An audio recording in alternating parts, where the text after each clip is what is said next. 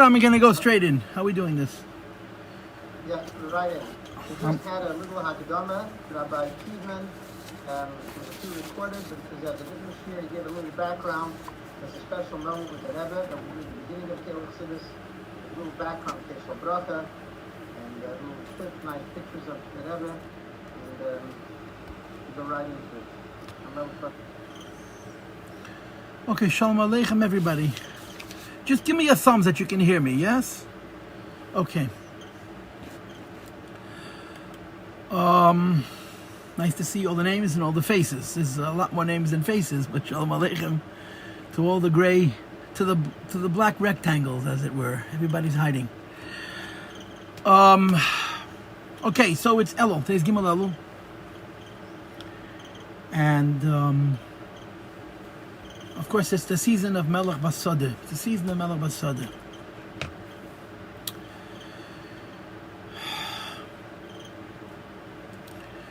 So let me start with this. Just one second.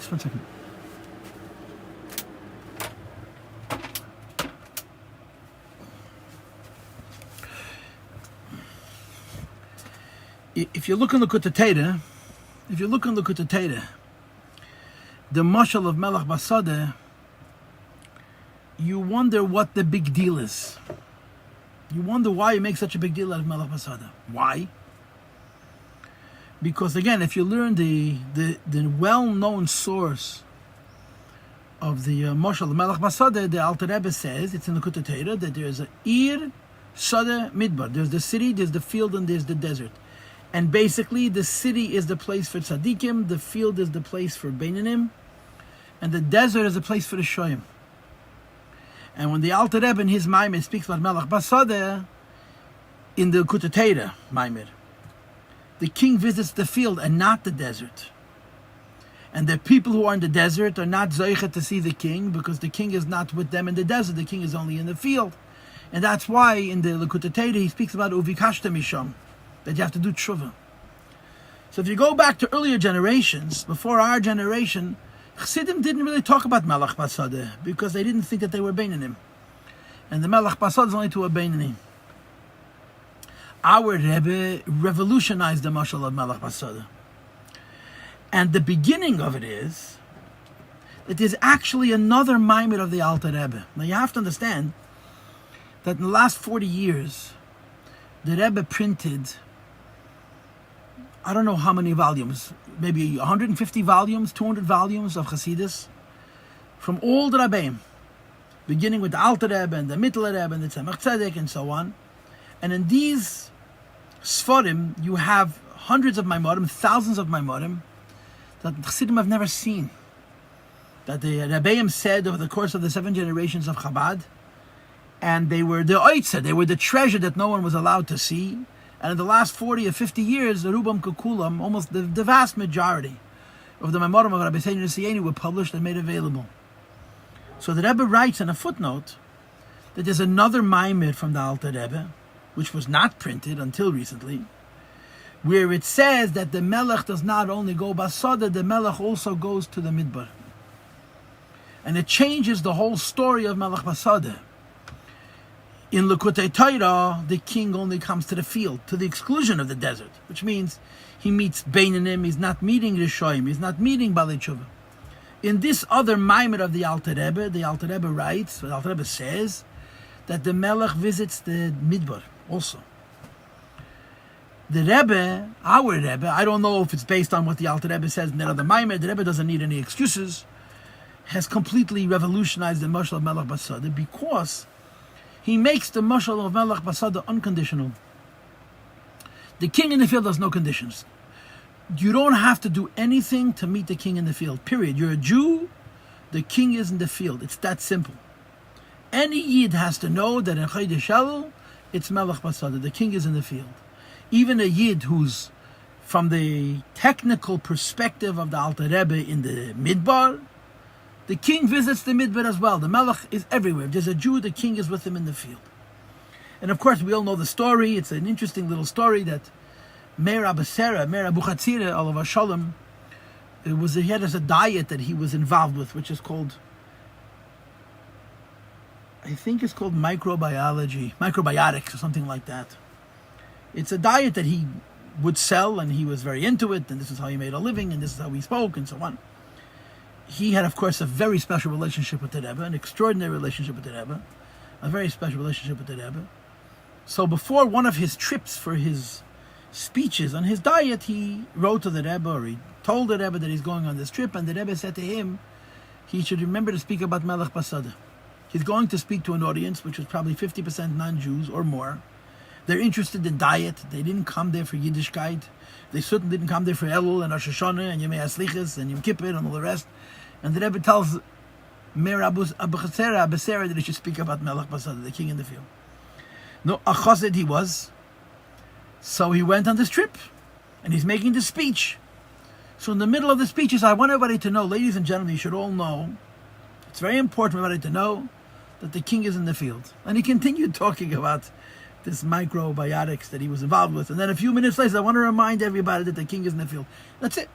The king is in the field. And when the speech was over, you have to understand these are new age people.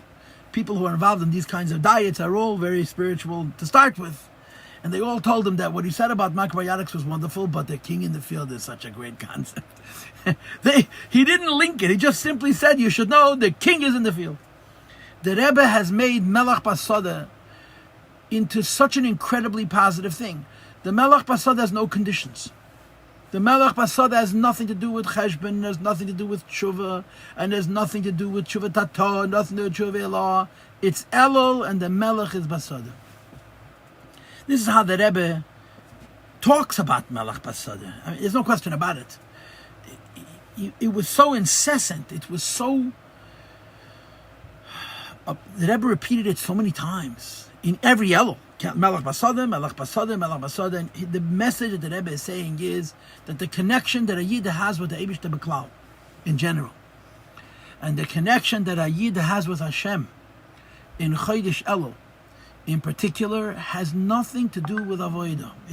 It's separate from the Avodah that a person does. We have work to do. We have to have a relationship with Hashem. Chodesh Elul is a Cheshbon. A Cheshbon is a Chodesh HaTshuva. We have to get ready for the new year. I mean, there's no limit to the avodas that we now have, in as much as this season warrants. But Melech Basad is not part of the avodah. It's a fact. The king is in the field. Whether we do nothing or we do everything, whether the highest level, lowest level, whether we're on the page or we're not on the page, whether we're in the field or we're not in the field, you have to know the king is in the field. And this is the Ahavti Eschal Ad Hashem, that the connection that the Eibishter has with us is not a conditional connection. It's the king in the field. That's all there is to it. There's the king in the field. This is the Rebbe's revolutionary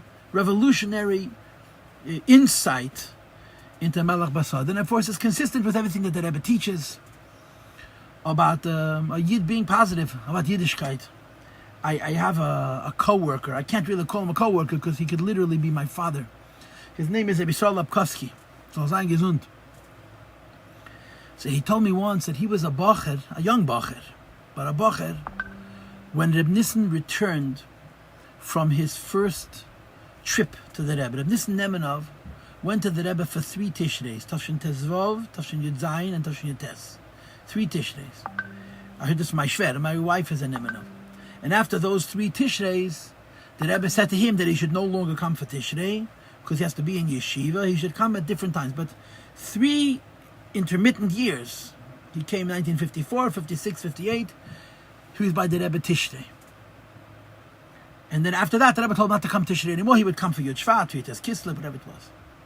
Anyway, so when he came back after his very first trip, he obviously verbrengt with the Bachrim about his visit by the Rebbe. And when he told the Bachrim was, the Rebbe will as also sein besimcha. If Reb Nissen was an old-fashioned chassid, he was a chassid from a different generation, and he was very into the avodah that was so primary in the earlier generations. And he comes back from the Rebbe and says, I don't know how the Rebbe expects this, but the Rebbe wants everything to be besimcha. And again, if you have to put it into words, you have to remember one thing. Hashem is our Father. And like the expression in the Zohar is Zimnin de Azil Hocha of Azil Hocha A Jew cannot ever do anything that can make the Eibush to hate him. It's not possible. You don't hate your children, like it says in the Igeres HaTshuva. And Perikid Aleph, but the Eibush did 100 times and one time is the same thing. And the Rebbe wants to impress upon every Jew this idea. You should know Melech Basada. You have a relationship with the Eibush. The Eibush comes to us in the field, whether we're more prepared or we're less prepared, whether we work hard in Elul or we don't work hard in Elul, there's a constant. The Melech is Basada. The king is in the field. And this is supposed to change our understanding of our relationship with the Eibush. We're not talking about an angry God who's looking to punish us. We're talking about Av HaRachamon and Av HaRachamim, who all he wants to do is to give us a good yard. Aksiva Chasim B'Teva, L'Shan Teva Mesuka, with Bona, Chayim, Ezena, Revicha, V'Kol Mevicha. The Eibush wants to give us all the brachas. And the greatest bracha that the Eibush gives us, is our connection to him, Torah mitzvahs. The greatest thing we have as human beings is that we're Yidden and have a relationship with the Eibush. And the idea that someone could consider that the relationship with the Eibush is somehow the opposite of a positive thing is very foreign. It doesn't make any sense. And the Rebbe, in 101 ways, in 1,001 ways, repeats and repeats and repeats this message. And in Elul, it's the king is in the field. The king is in the field, the king is in the desert, the king is on the... I gave a few classes years ago, I called him the king in the subway. The Eibush is under the ground. Wherever there's a Yid, the Eibush is. There's no conditions to Melech Basada. And this is very important to know. Now, it's not the pshat, because this is true, so we can go to sleep, the king loves me anyway, even though that's Takeh de Emes. Because ultimately, Avodas Hashem is not just doing what Hashem wants, because Hashem needs us to do it. Doing what Hashem wants, Kehem Chayenu, this is really life. So here's what I want to do. This is what I want to do. We're having a Fabrengen, a Shir. You have to come up with a hybrid word for Fabrengen, or come up with a word that joins Fabrengen with Shir together. It's very difficult to mix, because Fabrengen is in Yiddish and Shir is in Lashon HaKodesh. But whatever this is, I want to talk about Melech Basada. I want to talk about the king in the field. And I want to talk about the Mashal of the king in the field, which doesn't look at the Torah. And I want to talk about the Melech Basada that explains the Likutei Torah as it relates to Avodah. In other words, there's a season of Avodah. This is a special time.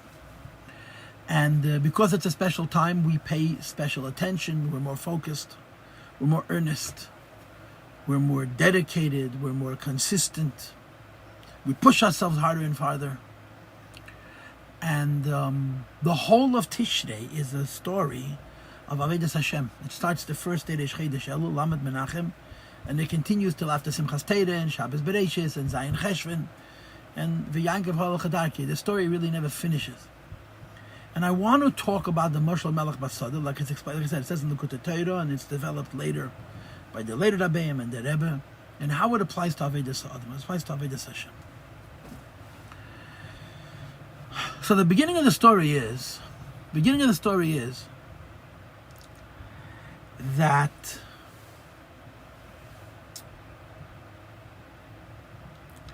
Jewish life consists of two blocks. There's two things that we do as Jews. The first is called Tamidin Kesidron, and the second is called Musaf and Kilchas.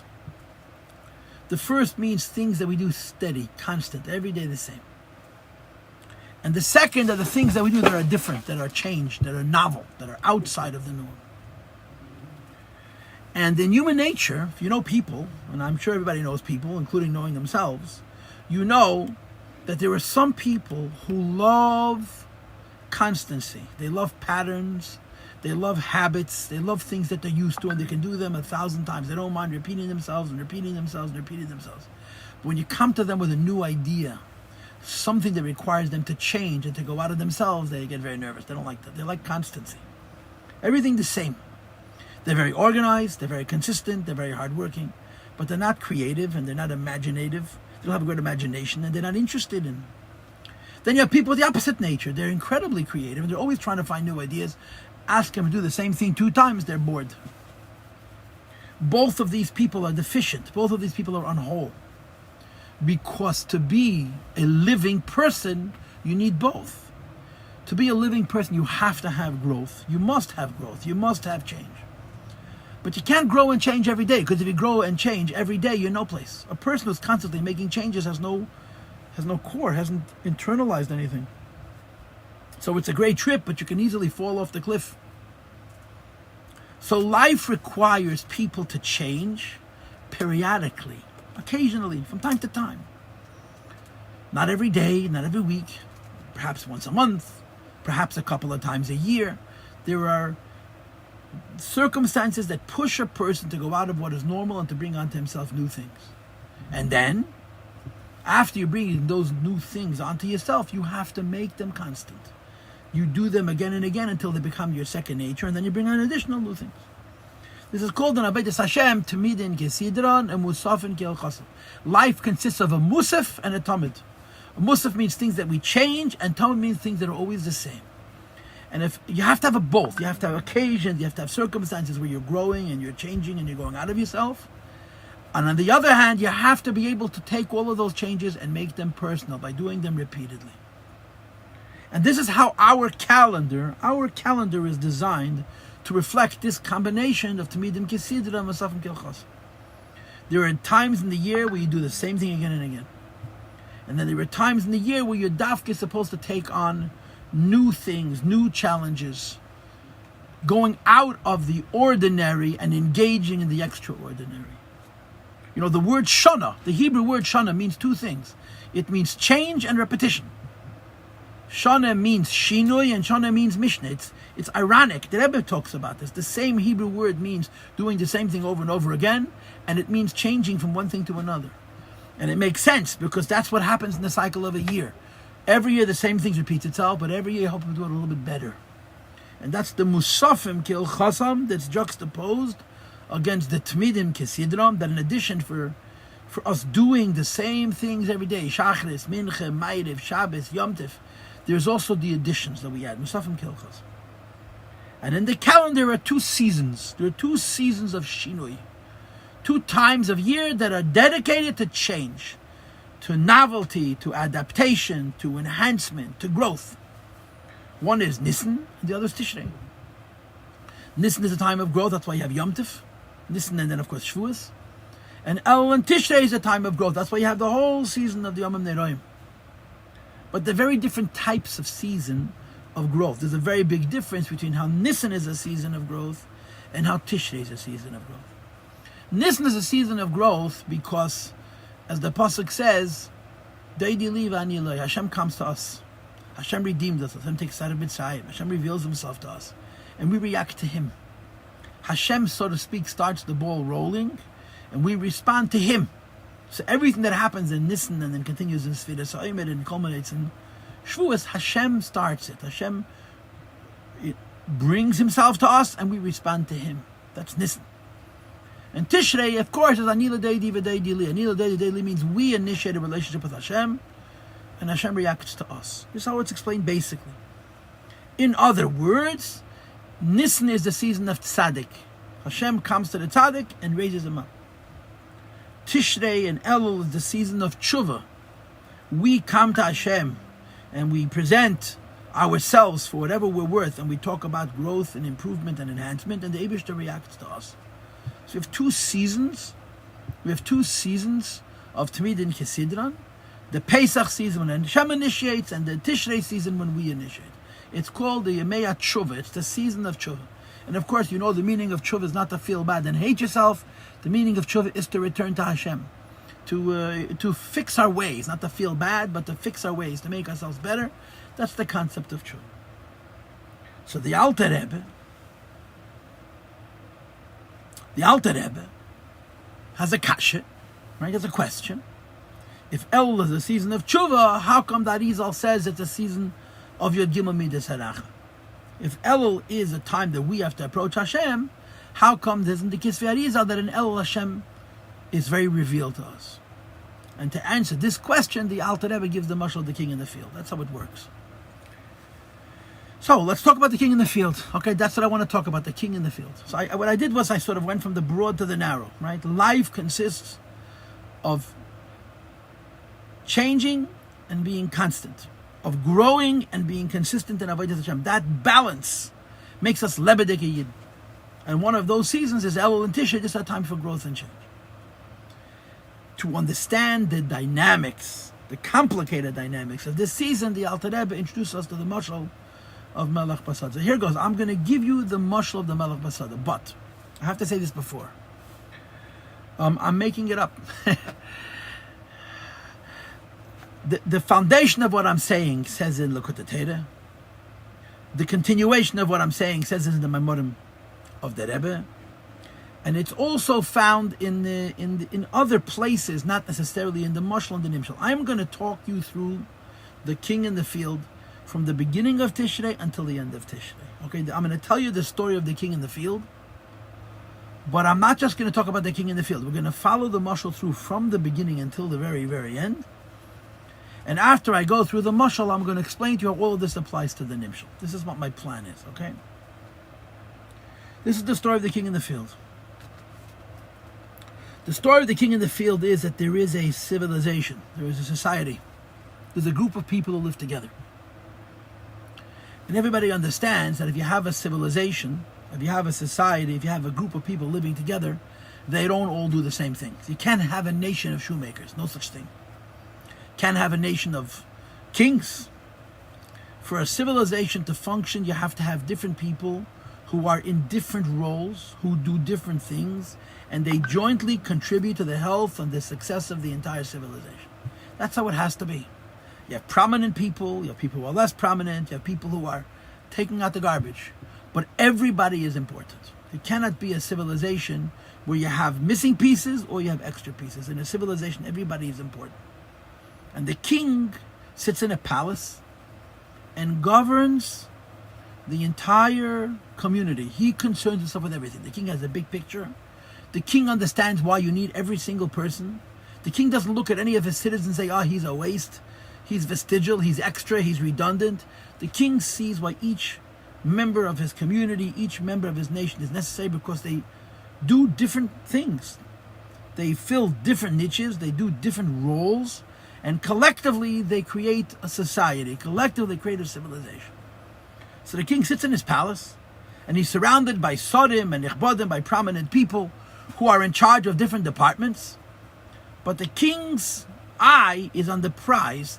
The king doesn't see this department to this department, this department. The king sees the total picture. He sees the whole civilization. And he's involved with every group of people, with every department, based on what they are involved with and what they need and the advice that they need and the direction that they need. But the king has a big picture. And one of the things that the king figures out is that the people who, in terms of the community, are on the lowest level, are the most important. Who is the most important in any community? And of course the answer is the ones who are most important in any community are those who feed the community. A nation cannot live without bread. They can live without diamonds, they can live without pearls, they can live without a jewelry store, but they can't live without bread. And farmers who produce food are not sophisticated people. They're not honorable citizens, they're simple people. In fact, they don't even live in the city, they live outside of the city. But the king is acutely aware, the king is very, very aware that whether they're on the very high level or the very low level, first of all, every member of the civilization is vitally important. And second of all, the people who are viewed as the bottom of the totem pole, the farmers who live outside of the town, if they stop producing bread, the whole civilization collapses. And he's very aware of this. So the king sits in his palace, surrounded by a lot of chachomim, a lot of big machers, and the palace itself is very sophisticated. But the king sees to the edge of the country, to the very, very edge. And he sees that the people living at the furthest perimeter, the farthest away from the palace, are in a way the most important. And the king has to make them aware of this. The king wants that those people living the farthest away from the palace should know that in the palace they matter. In the palace they're important. They may not think very highly of themselves. Other people may not think so highly of themselves. But the king knows that the people living at the farthest edge of the community are in a way the most important. So he visits them. Once a year the king leaves the palace He doesn't wander the streets of the city. He doesn't meet with the big machers. You know why he doesn't meet with them? Because the big machers, the king gets too friendly, they're going to start thinking that they could be the king also. And they're going to start thinking that maybe they should make a revolution. Maybe they do better than the king. Farmers don't have such thoughts. Why? Because they're farmers. They're plus dimension, simple people. So the king departs from the palace, takes off the big day malchus, takes off the royal garb, and disposes of his honor guard and his entourage and all of the things that decorate a king to make people around him awe him, be in awe of him, respect him. And he comes into the field like a farmer. He shows up in the field. When the king comes to the field, he doesn't come with a big trask. He doesn't come with a lot of people. He doesn't come with a lot of noise. He comes like a pushta person. And the farmers see a person that's unfamiliar, that doesn't live in this area. They've never seen him before. And they're wondering who he is, and they start to talk to him. Anyway, somebody fondly says, this is the king. And the other guy says, it's impossible. The king would never come here. The king is in the palace. The king wears big argomon. He wears special clothing. He's surrounded by an entourage. This guy looks like one of us. No, I'm telling you, this is the king. I saw his picture in the paper. Anyway, they approach this person, and it turns out to be the king, and they engage in conversation. The king is very friendly, very, very nice. No airs, no gaiva. And he's also very wise, and he's very generous. He's giving counsel, giving advice. He's giving direction, he's giving encouragement, and most importantly, he's letting these farmers know that the service they provide is very important. And they should never think that because they're far away from the Irabira, they're far away from the capital, and far away from the king, that people forgot about them. They have to understand that the whole civilization depends on them. And the king hangs around. He doesn't come for 15 minutes, he comes for 30 days. It's an incredible amount of time for a melech to leave his palace and to hang out with the people. So what do the farmers do? You have different kind of farmers. You have smart farmers and you have silly farmers. If a farmer has seichel, he follows the king around every second. And he eats up every word the king says. And of course the king's words are full of wisdom and advice that are going to help him run his farm and take care of his family and remain loyal to the king. If the guy is not so smart, so on weekends, when he's not busy in the field, he hangs out with the king. If he's gora tipish, if he's really a fool, he goes to see the king one time, he shakes his hand and he goes back. Why? The king isn't saying to the people, come hang out with me. The king isn't saying to the people, you better come and visit or else it's considered the Merida B'Malchus. The king's a nice guy. So everybody approaches the king based on how much they understand this is special. Some appreciate that it's special to such an extent that they drop everything. And some barely spend a day with the king. Why? The king is not demanding it. The king stays in the field for 30 days. The farmers are very friendly, very comfortable. The king and them are on the same level. They talk the same language, talk about the same things. And then the king's leaving. And when the king leaves, the people from the farm are following him. They're malava him. And then the king puts on Big Day Malchus, puts on his royal outfit, and he surrounds himself with an entourage of honor guard, and all of a sudden he's the king, and he inspires awe and fear, and he's not so nice, and he's not so friendly, and he's not so easy. And the farmers are following behind the king, and now the king is not available. The king is the king. They come into the city, and the people from the city come out to greet the king. So now you have a whole procession. You have the people from the city who are coming to greet the king. You have the people from the farms who are following behind the king. And the king is very aloof. The king is not anymore so warm and friendly and so cordial. He's a melech. He's very far removed. The king comes to the door of the palace, to the gates of the palace, and he turns around. And he makes an announcement. The people of the city have to stop here. The farmers can enter into the palace. The people of the city, the Ansheir, the sophisticated folk, they can't go any further. The farmers whom the king visited in the field, they're entitled to come into the palace. So they enter into the palace. So it's like exchanging visits. The king visited them in the field, and now the farmers are visiting the king in the palace. The problem is that when they visit the king in the palace, they're expected to behave as you're supposed to behave in a palace. They're not conditioned. In the palace, everything is very precise. movements are very exact, and the way you walk and the way you talk and how you sit, they're very unprepared for this whole palatial experience. So by mistake, things happen. You look at a beautiful painting and you touch it and it falls off the wall. You touch a vase and it breaks. They don't know.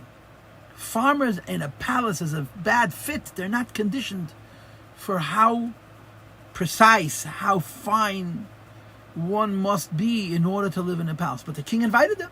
They're in the palace with the king. So they're in the palace and they're having a very hard time acclimating. It was so much more geschmack when the king was in the field and they were able to act like farmers and be farmers. And the Eibishter, the Melech, the king, related to them where they were. Now the king says, now you're in my palace, you have to act like people that are supposed to act in the palace. So of course the way it plays out is those people who spent more time with the king when he was in the field have become a little bit finer, so they have an easier time navigating the palace. Those people who spent less time with the king in the field, they have a much more difficult time navigating life in the palace. But they all, the peasants are in the palace, right? The king was in the field, now the peasants are in the palace. And of course what happens is they get used to it. The first day is a disaster. So many things happen that are embarrassing, but if you hang around the palace long enough, you learn to dress like you're supposed to dress in a palace. You learn to talk like you're supposed to talk in a palace. You learn to eat like you're supposed to eat in a palace. You learn how to stand and how to sit and how to walk. Everything you learn, you slowly but surely figure out how you're supposed to behave in an environment which is royal, which requires a very, very high level of exactitude and precision and sophistication. So sure, they get comfortable. They're good. As soon as they get comfortable, the king makes a big banquet. He invites all of the farmers. He says, "Geht gesundheit, go, go. Where should we go? Where should we go? Go back to the farm. Your farmers go back to the farm." They say, "Wait a minute, wait. We're not farmers. We're the king's friends. We were farmers. You came to us. We didn't invite you. We didn't expect you. We never dreamed you would show up. You came by yourself, and you hung around with us, which was wonderful. Then you invited us into the palace, which was very, very hard. We finally become accustomed to living in a palace. Why are you sending us away?" And the king says to the subjects, the king says to these farmers, something very, very, very important. The king says to these farmers, I want you to understand. What are the king doing in a field? Kings belong in palaces. Kings belong in environments that are very sophisticated, that are very sublime, that are very high, where the engagements and the involvements and the interests are lofty and principled and ideal and exact. Why did I visit you in the field? Why? So the king says, I visited you in the field because you live so far away from the palace. It's possible, chas v'shalom, you could forget that there is a king and that there is a civilization and that you serve. So I came to the field that you should know that there's a melech that you work for, that you serve. And that you should understand that the service that you provide, you make bread. That's all you do is make bread. You're not a naked magot. You're not stringing pearls. You're not, building buildings or expanding companies. You're making bread. But the entire civilization depends on the bread that you make. So I visited you in the field. I came down to your level to inform you that I know about you and that I want you to know about me. And that what you do is important. And then I invited you into my palace. And I raised you up to my level. When I raised you up to my level, you stopped being farmers. You became king-like. But the only reason I came down to you, and then I raised you up to me, is not that you should remain in the palace, but that you should leave the palace and go back to the farm and the field. Do your work as a simple farmer with their understanding that what you do feeds the entire civilization. And the king says to the farmers, it was very nice hanging around with you, but the whole reason for the kiruv, the whole reason for the favoritism that I showed you is not that you should stop being farmers, is that you should understand that even though you're far away from the palace, what you do affects the palace and it affects the entire civilization, and it's very, very important. Go. And they leave. The farmers go, they leave the palace. By the way, these two parts of the Mashal says in Chassidus. But now comes the imagination, the license to say drush. No, so the farmers leave. They walk out of the palace. What do you think happens next? They leave the palace to go home. And there's a disappointment. This is not how they saw it playing out. They never asked the king to come to them. He came on his own. They certainly never asked to be invited into the palace. And the king invited them on his own. Being kicked out of the palace with all the good words about how important what they do is still disappointing. It was a lot gishmaka to be with the king in the palace. It was even gishmaka when the king was in the field. And now they're going to go back to the field and the king stays in the palace. The king doesn't go with them to the field. The king stays in the palace. So there's a disappointment. There's a bad taste. Why did the king do this? But they get over that. And when they get over that, what's left is a bottom line. The bottom line is the king likes us. The king likes us enough to come close to us, to bring us close to him in a way that he would never do for the Sodom and the Nechbadim, for the people of the city, for fear that they would revolt, you understand? The king favors us. And he considers us worthwhile enough and important enough to break all the rules of Malchus, to visit us and then have us visit him. And for this they have to be thankful. So instead of going back to the fields, they celebrate. They start a fabrengen of eating and drinking and singing and dancing and celebrating. What are they celebrating? They're celebrating the fact that the king loves them. They're celebrating the fact that the king gave them this special attention. Now you have to understand, think about a farmer. A farmer is a simple person. You take a simple person, you put him into a palace where there's an enormous amount of pressure, and he's expected to behave perfectly, every movement is exact. Farmers are not used to living in palaces, and they're under so much stress, they shouldn't make a mistake, they shouldn't break anything, they shouldn't walk wrong, they shouldn't talk. But when they leave the palace, and they begin to celebrate, all of that tension, all of that stress that they experience when the palace comes out in the Kava Simcha. It bursts out of them. All the pressure that they felt when they were in the palace now spills out in this incredible joy. It's unbelievable joy. The king favors us. The king thought us important enough to visit us and to bring him into his palace. And they fabring. There's a simcha. They don't go home right away. They celebrate the special opportunity that they have with the king. But remember, they've already been told, go home. They've already been told to go back to the farm. They just don't rush. They celebrate. They celebrate, they celebrate, they dance, they sing, and they eat, and they drink, and they dance, and they sing, and they have no more koyach. They can't dance anymore. They're used up, they're exhausted. So they stop. And they collapse on the ground in exhaustion. And now there's a second opportunity. When they left the palace, at first they were disappointed, and then they were happy that the king loves them. But after they celebrated for a week, how much the king loves them, and they can't celebrate anymore, they stop. These peasants, these farmers, have a new realization, a new insight, a new chiddush, a new discovery. And what is that? That their schus, what makes them special, isn't that the king loves them. It's that they can do something for the king. And there's a very, very big difference between being happy about the fact that the king likes me and being happy about the fact that I can do something for the king. So an interesting set of events unfolds. They leave the palace. They celebrate for a week the fact that the king embraced them. When they stop that celebration, they make a new discovery. Something happens in their mind. They start to understand that our schus is not that the king loves us. Our schus is that there's something we can do. Kvayachal, the king needs us to provide him with bread. And then there's a second celebration. The second celebration is very different than the first celebration. It's very different. And it's more infinite. It's more believable than the first celebration. Because the first celebration, they're celebrating that the king likes them. The second celebration, they're celebrating that they can do, the Eibishter needs them, the king needs them. It's a whole different celebration on an entirely different level.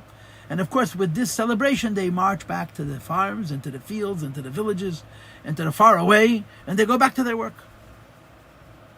But they're very cognizant, they have a very acute awareness that there is a king, and they're not just making bread, they're making bread for a purpose. And if when they get an instruction, this year you should make rice or barley or whatever it is, they're careful to follow those instructions because they're aware that they're not just making bread, they're serving a melech. And in serving the melech, they're providing panasa, they're providing mezonos for the entire civilization. And they're very, very important. What they do matters. And therefore the instructions that they get from the king are taken with a very different type of earnestness. This is the Mashal of King in the field, Mashal Melech Basada. Not every single word of this says in Chassidus. I've given myself a license to embellish, but it's really the Yesod, the Yesod that Melech Basada is in the Maimorim. The king in the field is in Likutei Torah. Peasants in the palace, this is in the Rebbe's Maimorim. And the rest of it, when you hear the Nimshal, you'll understand the Mashal. This is the example, this is the illustration, this is the story of the king in the field if you tell it completely, okay? But now let me tell you how this plays out in Avodas Hashem. What does this mean? The farmers are Neshamis Beguf. The farmers are us, Jews living on this earth. We're farther away from the Eibush Tekvayachal than anything Lamaila. Malachim and the Neshamis, the Mashal Yenim, and the earlier generations. Everybody's very close to God. We're very far away. But Yisrael mefanesim laviyim shabashamayim kavayachol the Eibishter and the Malachim and the Neshamis Lamaila eat the bread we make. The entire creation lives. It says in the Tanya, Perek Chav Gimel, in the beginning, that the whole creation lives on the Torah and mitzvahs we do down here. So we're far away from the Melech. We're very far away from the Melech. And we're so far away from the Melech that we can forget that there's a Melech and forget that we serve a purpose, and we can get distracted. But our role is incredibly important, because the entire Seder Ishtalshlos and Kvayachol, however you understand this, but as they state, Vestach, Rayasi, Panasasi, Kvayachol, the Eibishter himself eats the food, eats the mezonos that the Jewish people down here make. So the king comes to the field. The Eibishter Kvayachol leaves the palace, and he comes down, like it says in Tanya Perek Mavov, and he goes to the place where you have the lowest of people, and he's Misyachad Mohem, and the Eibishter Kvayachol leaves the palace, leaves the Elim Esal Yonim, leaves the higher worlds, and he descends into this world to engage with us. And he visits the field, Melech Basada, the king in the field. Now you have to understand the nuance of the king in the field, Mashal. You have to understand the nuance of the Mashal, the king in the field. The nuance of the king in the field, Mashal, is that the king doesn't come looking like a king. When the king visits the field, he doesn't come in a way that's dramatic. He doesn't come in a way that wows the citizenry. He comes into the field, in the Mashal, the king is also wearing overalls, like all the farmers, except that the king's overalls have no grass stains, because he never rolled in the grass, you understand? The king comes to the field on the field level. What does that mean in Avodah? In Avodah means a Bosh. When the Eibishter comes into the field in Chodesh Elul, he in no way changes our free will, because he comes into the field in a subliminal way. He comes into the field in the kind of way that if you choose to ignore that the Melech is Basada, nothing happens. It's not awesome. The Eibishter in Chodesh Elul doesn't have a relationship with us which is overwhelming, which is pushing us and arousing us and lifting us. It's Taka, the king in the field, but it's quiet. Which of course is what the Alter Rebbe says in Likutei Torah. It's a Gili v'Gima Midas Harachamim, and it's Yemaisachel, the highest revelations, and it's a weekday. The king is in the field if you choose to approach him. And if you choose not to approach the king, to you, the king is not in the field. Because the king does not superimpose his presence on us in Elul. In Chodesh Elul is a special time. Hashem is close to the Jewish people, but his closeness to the Jewish people is like a king in the field. The choice is ours to approach the king and take advantage of this, or to ignore him. So there's an interesting idea. The Eibishter helps us. and is not in any way interfering with our choice.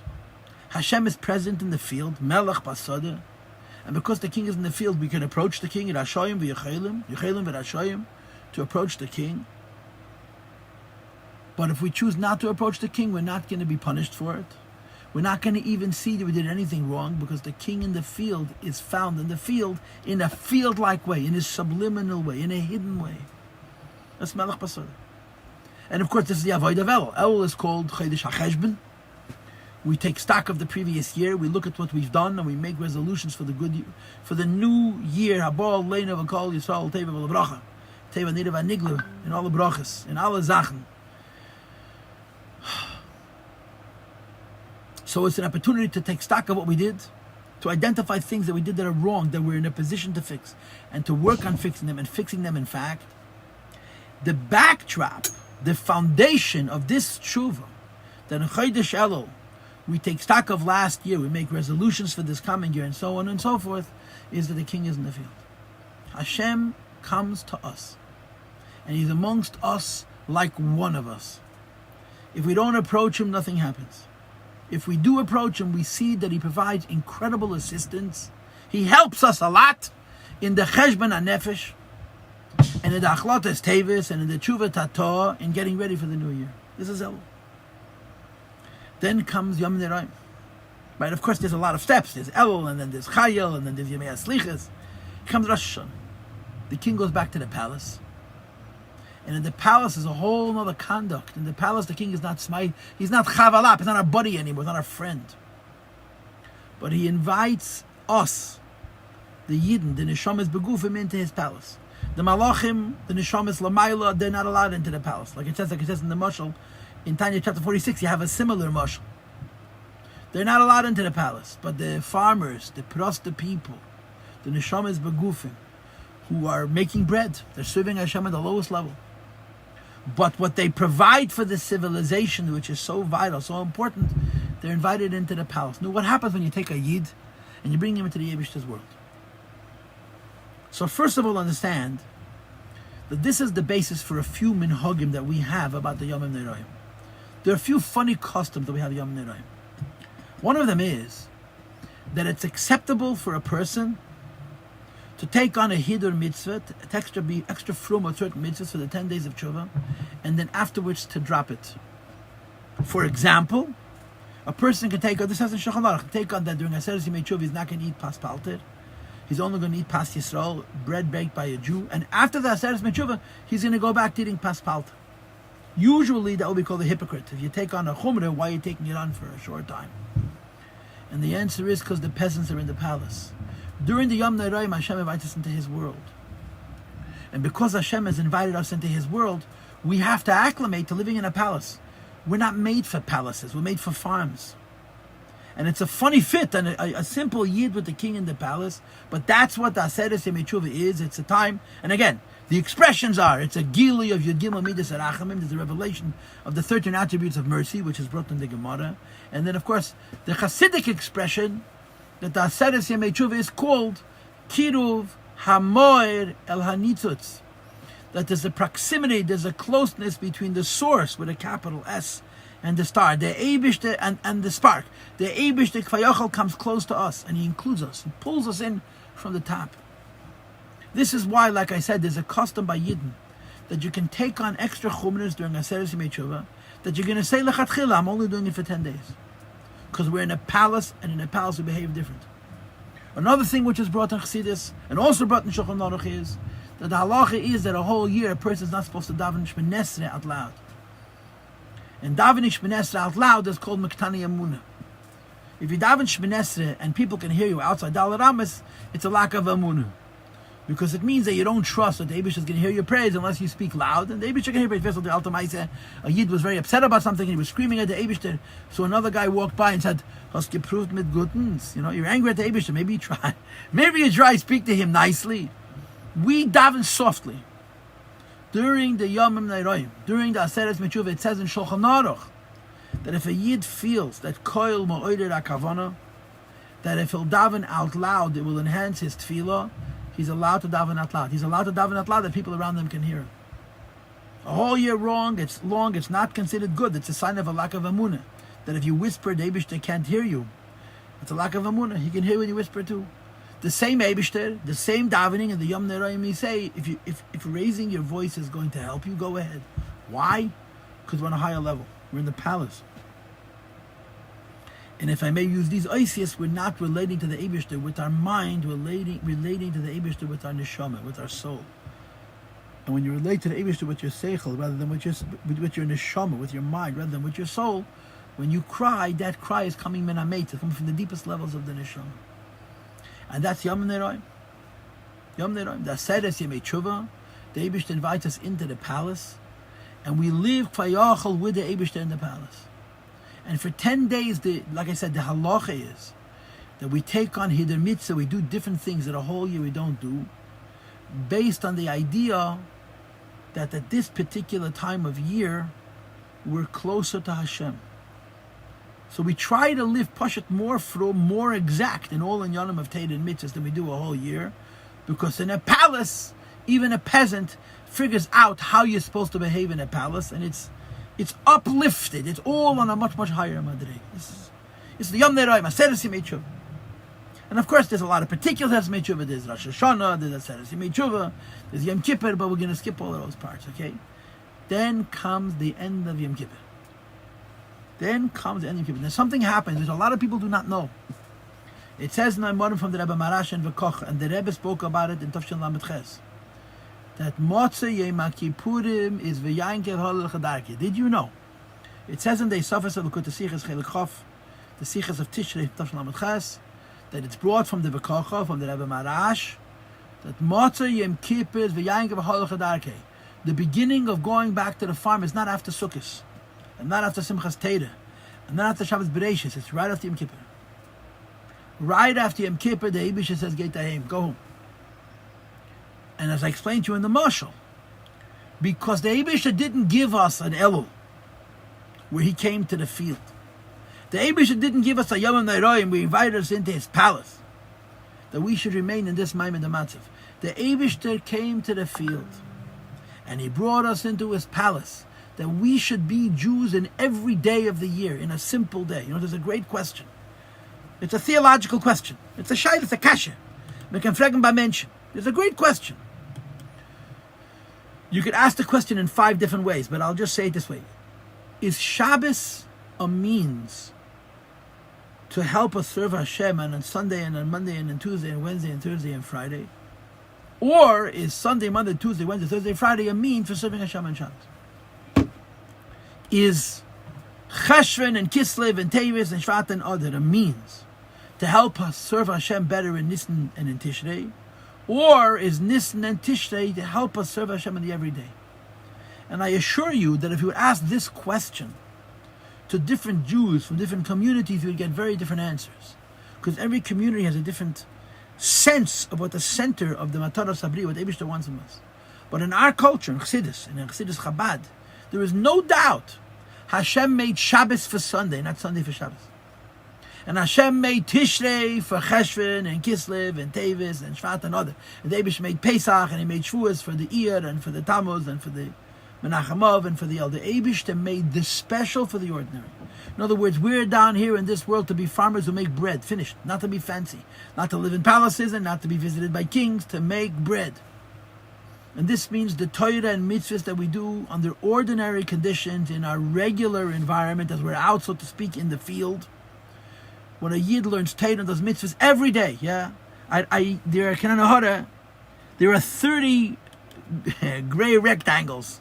Of these 33, 2 of them have images of a human being, the other ones are blank with names. Oh, I see Nach Aponim. The Penim just came and went very quickly. Bin Laila Hoya, like the Kikoyan of Yaine, Bin Laila Ovar. So I don't know how many people behind it. Right? The kind of Hara Nelam, yeah. The idea that Chassidus teaches is that the Eibishter is interested in what we do on Sunday, the Poshet life of a Yid. You're a balabas, yeah? You're a business person, or you're a professional, or whatever you happen to do for a living. But you spend so much of your time working, doing things which you either enjoy or don't enjoy, but they're not necessarily holy. And you're going to use that to bring home bread to your mishpacha, that your children can go to cheder, and that you can be mechanech your children and give it tzedakah and live as a yid. You should understand that the Eibishter is interested more in how we behave in our place of work. Now we behave Shabbos and Shul. Not chas v'shalom that Shabbos he shouldn't behave in Shul. But the Eibishter sees us and defines us, not by what we do when we separate from the world. Because in Gan Eden they do a much better job, believe me. The Eibishter sees us by what we do in the everyday. Like the famous Hasidus that everybody knows, that the Gedeila Tfilas HaMincha, Gedeila Mincha, whatever, Tfilas, what the Lashon is, Sha'afilu Eliyahu Hanavi Leinene El B'Tfilas HaMincha. The most important davening of the day is Mincha. It's the shortest tefillah, and the Gemara says it's the most important. Why? So it says no from the Friedrich Rebbe, because it's right in the middle of the workday. Before you went to work in the morning, so you're in shul. When you finish your day and you go back to Shtibel to have a shir and to learn a little bit, you're right there in shul. But with davening mincha is in the middle of your workday. Sometimes it's in the middle of the field.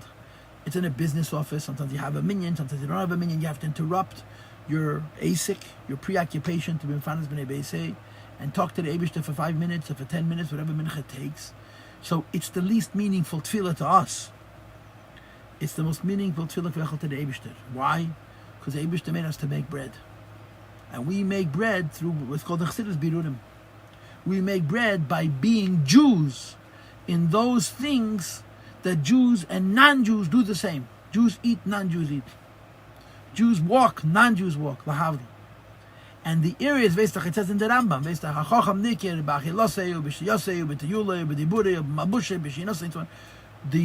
the regular things we do, when we do them as a Yid, we're b'mefanis Yisrael b'mefanis Avim Shebashamayim, we're providing panos for the whole Seder Ishtashlis. So when Yom Kippur finishes, the king says, go back to the farm, make bread.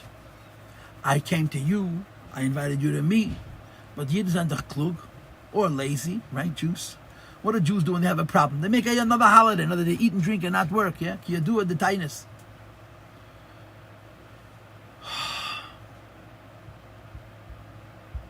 And we have Sukkot. And Sukkot is a celebration. It's called Zman Simchaseinu. What's the Simcha of Sukkot? The Simcha of Sukkot is about the whole world, of course. But the Simcha of Sukkot is about the favoritism that the Eibishter shows for the Jewish people. Aluas of the Shem Kol Goyim, Shabchu Kol Umim, Kavar Aleinu Chaste. The whole world lives from Sukkot, and the beginning of the living from Sukkot is Gavar Aleinu Chaste, the Eibishter's love that he has for the Jewish people. Sukkot is a celebration, the special relationship is between the Eibishter and Yidden. There's a lot more to say on this subject, but this is the Nekudah that I want to focus on. And you should know that it says in Teres Abal Shem Tov that the cloud of smoke that the Kohen Gadol used to make Yom Kippur in the Holy of Holies becomes the Schachar of Sukkah.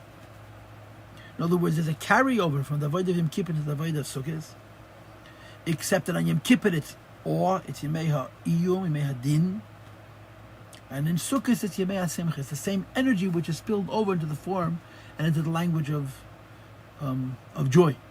And even in the Beis HaMikdash, I always point this out to people. What did they sing by Simchas Beis HaSheva? The Gemara says, what did they sing by Simchas Beis HaSheva? Sukkot. They sang about Tshuva. The tzaddikim used to say, Ashrei Yalduseinu Shalei Bisha Ziknaseinu. Tzaddikim said, fortunate that during our young years we didn't do things to embarrass our elder years. And the Balei Tshuva used to say, Ashrei Ziknaseinu Shekipra Al Yalduseinu. Thank God that during our senior years we did tshuva and atoned for the mistakes, the sillinesses that we did during our younger years. And then, of course, Elu ve'elu emrim asher misha lechato mishachato yashem, which means in English it's always better not to do an aveda, but if you do an aveda you can do tshuva. This is the celebration of Sukkot. The Eibishter loves us. Then, of course, in Hasidus Chabad, the optimum day, the highest day of the whole Tishrei, Chas v'Shalom Lubavitch, should be like everybody else. There was a minig Yisrael Teiri. If the whole world says that the most important day is Purim, so on Lubavitch is Purim, Cotton, Shushan Purim, always have another story, yeah? Everybody else puts themselves on the right side. We put it by Hakatzir. Whatever everybody else does, we do different, yeah? What's the most important day in Tishrei in the Welt? Hoshana Rabbah. It's the end of the judgment. What's by Hasidim the most important day of the year? Shmini Atzeres. Most Jewish Shmini Atzeres sleep. that you're up a whole night for a week. Shmini Atzeres darf man schlafen. In Chassidus, Shmini Atzeres is the optimum day of Tishrei. You know why? Because Shmini Atzeres, you stop to dance. And it says in Chassidus, when you stop to dance, you have a chance to catch your breath. And the word Atzeres, amongst other things, means ha'akava, to hesitate, to pause, to interrupt. And Chassidus says that when Shmini Atzeres happens, and we stop the celebration of Sukkot, we have a realization. We are able to internalize what the king gave us. The fact that the king came to the field, and the king invited us into his palace. And we celebrate having been in the king's palace because the king loves us. Now we have a moment to take it all in, and we make a discovery. The discovery is that the reason to be happy is not that the king loves us. The reason to be happy is that we can do something Laman HaMelech, a Yid down here. In Elam Hazeh Agash V'Achumri, who learns Teda, does mitzvahs, is giving the Eibush to Parnasa, food, whatever that means. Rayasi, Parnasasi, a Yid Kvayachol, Mefanos Lavim Shpashamayim. Simchas Teda is the celebration of that. So you have the joy of Sukkot, you have the joy of Simchas Teda, and in between there's the pause of Shmini Atzeres. And the joys are very, very different. The joy of Sukkot is Hashem loves me. The joy of Simchas Teda is I can do something for an Eibishtin. What I do matters to the king. You know, there's a whole story. I don't have to tell the Richas Sipur, but there was a Chosser did a big thing. So his Rebbe asked him, what do you want as a schar for the big thing that you did? He says, my schar is Ashbel to be your shamish. There's a Polish Rebbe, he says, not any, you could ask me for millions, I would give you. But he was never Chabad Chosed. What's the greatest thing you can do in your relationship with your king? Serve him. Simchas Teda is a simcha, which is it's a derabon, it's not a derais. Simchas Teda is not mentioned in the Tanakh, it's not mentioned in the Mishnah, it's not mentioned in the Gemara. It's hard to know where Simchas Teda even began. Simchas Teda, the Jewish people are celebrating not what the Eibishter gives them in terms of their relationship. Simchas Teda, Yidden celebrate the opportunity of being a Yid, that I can do something for HaKadosh Baruch. And then, of course, the way the story finishes, that when the second dance finishes, and the second celebration finishes, you go back to the farms. And of course, the most important point that's always brought out when it comes to Tishrei is that we take from Tishrei with us. You don't leave the Tishrei behind, you take the Tishrei along. Or as the Rebbe says always, as kum tzu, you don't go through, you collect. Like by Sira Sa'emi, you don't say Ayim Shlishi, you say Shloisha Yam, Ayim Revi, you say Arba Yamim. It's not the third day, it's 3 days. It encompasses the whole event. And the same is true here, that the season of Elul and Tishrei is a time of the Eibishter being close to us and us being close to him, Kirav Amoral and Itzut. And then, of course, there's the avodah that's associated with this. But the culmination of the whole Tishrei is celebrating the fact that we're going to go away from the Yomim Neroyim, not just with an understanding that the Eibishter loves us, but with the understanding that we can do things with Hashem. So how does Tshuva fit into this picture? Where did I mention Tshuva? Tshuva fits into this picture automatically. It's a byproduct. When you understand what the Eibishter is doing in our relationship with him, you automatically understand what you want to do in your relationship with him. In Elul, it's called Tshuva Tata, it's a lower Tshuva, it's about Avedis. And in the Yom Noraim, it's a higher Tshuva, it's called the Tshuva Allah. Tshuva Allah is not about Avedis. Tshuva Allah is about coming closer to the Melech. During a Seder Yemei Tshuva, we're not coming closer to the Melech. So this is my Fabrengen / Shir. We journeyed through Tishrei, and I gave you the Mashal, and I gave you a little bit of the Nimshal. The point is this. You know, here's another way of giving perspective to this. Yeah, we say L'David HaShameri, and by the way, this is really also strange. We say L'David HaShameri for 51 days, beginning the first day, the Shchei de Elul till Hoshana Rabbah. Shmini Atzeres, we don't say L'David HaShameri. The Welt says L'David HaShameri Shmini Atzeres. I don't know whether they say it the first day, the Shchei. In other words, they may also say it only for 51 days, like we do. And the number 51, by the way, is also very precise. And it's very strange, because Al Pisvara, we should say L'David HaShameri Shmini Atzeres, because we, Chabad, consider the Shmini Atzeres more important than the Hoshana Rabbah. The ganze Welt considers the Hoshana Rabbah more important than Shmini Atzeres. We stop saying the Shmini Rabbah, they stop saying the Shmini Atzeres. You figure it out. I mean, it's cautious. Yeah?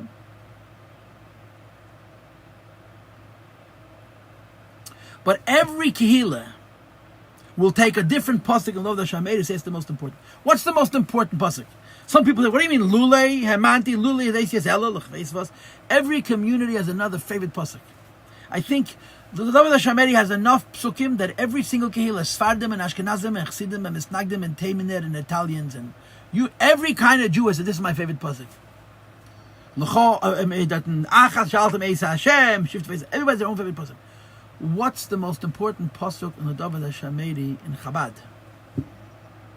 What pasuk in the David HaShameiri is the neshama, is the real reason why we say this Pedic for these 51 days, beginning with the first day of Chodesh Elul till Shana Rab?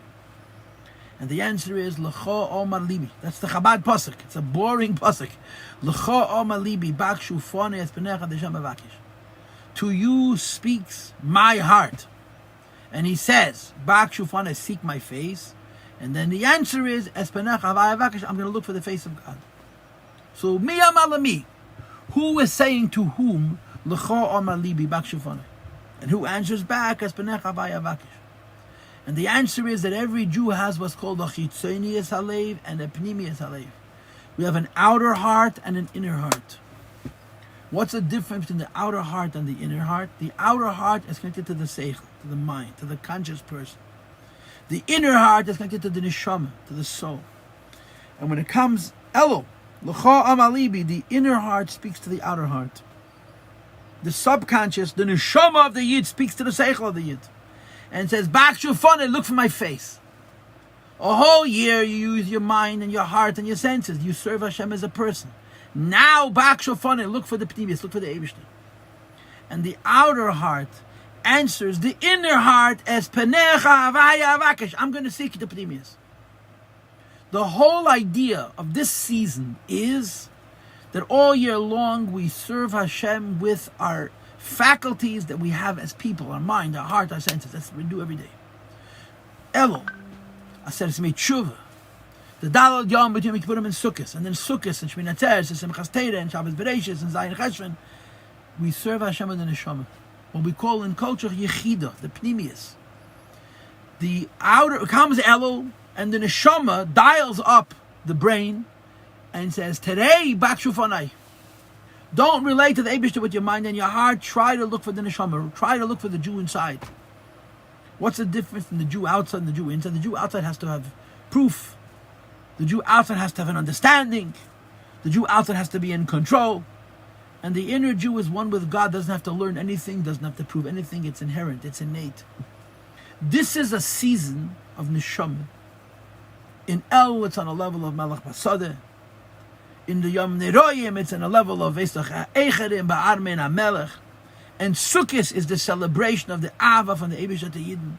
And Simchas Torah is the celebration of the Shlichus, which the Eibishter, it's all happening on a higher level. During this season, it's an neshama time. We need to say, we're all Jewish from a different place. We're Jewish from inside rather than outside. And of course, the point is, it's an opportunity.